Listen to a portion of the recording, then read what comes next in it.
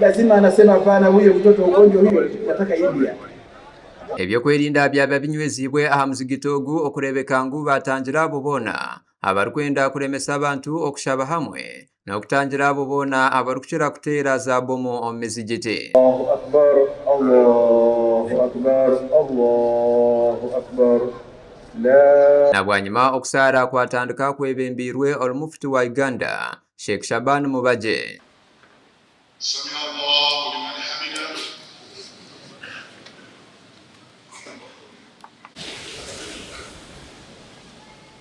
Mufuti wa Uganda Sheikh Ramadan Mubaje obyaba ibembire okusara okwerizoba ha muzigiti gwa Old Kampala yabanza n'okwebaza Abasiramu bona abakozire omurimo gw'amaani okurebeka ngu bamaraho ekisiibo kandi yashaba Allah okubonjera omugisha omu bintu byabo byona ebyo barabe nibakora. To congratulate you all in Uganda and beyond for having successfully completed the holy month of Ramadan. May Allah the Almighty accept our fasting and reward us with His mercy, forgiveness, and free us from the hellfire.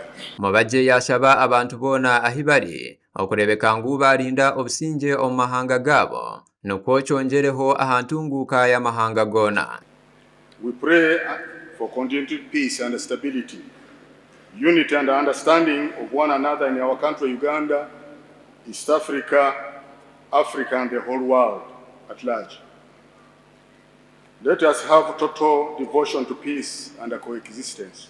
Ogu yashaba ngu amahanga gona agari mu ntaro na mnonga hagati ya Israeli, Amerika hamwe n'ihanga rya Iran okurebeka ngu bayitera omu kifuba n'okwebagaruzeho obusingye omu mahanga gona kandi basasirane n'okwo babase kumaraho obutabanguko. We pray for peace and reconciliation in the Middle East, specifically the ongoing war between the USA, Israel, and Iran.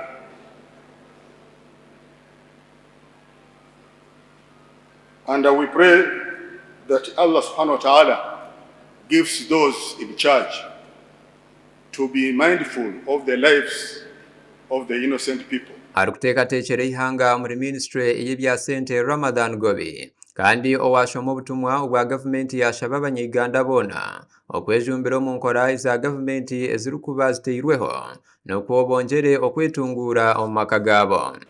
The message of government is simple. These are not political funds. These are not sectarian funds.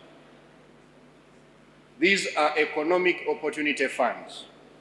I therefore encourage all of us to take full advantage of these programs to start to expand wealth creation ventures and improve household income. Ogu hariho obutumwa byaha abanyuganda kubasa kutamburiraho na mnonga baba nibenda okuba abahanguzi omu nsi egi barimu nk'okukuuma obusingye okuba abeesigwa hamwe n'okukora n'amaani. To emphasize one important message. Uganda's future is not to be determined by how much government spends, but how much we the citizens produce. If we protect peace, if we work hard, if we take full advantage of wealth creation programs, Uganda will become one of Africa's most prosperous economies, and very soon. Omuringo nigwo gumwe Mubaje yashaba gavumenti okubasa okurihirira bubona abateganisibwe mu ijuzo gw'amaizi ogwizire nigubaho okukira munongo muri Kampala ogukirizeyo okucwekereza ebintu by'abantu kandi ngu ebase n'okuteekaho omuringo ogwera abayambemu abo bona ababingirwe okukorera na munonga ahanguuto ez'omu ndembo nabo batunje emyanya ey'okukoreramu. Gasha kwa Ronald Ngabirano ahabwa Tayari West omuri Kampala.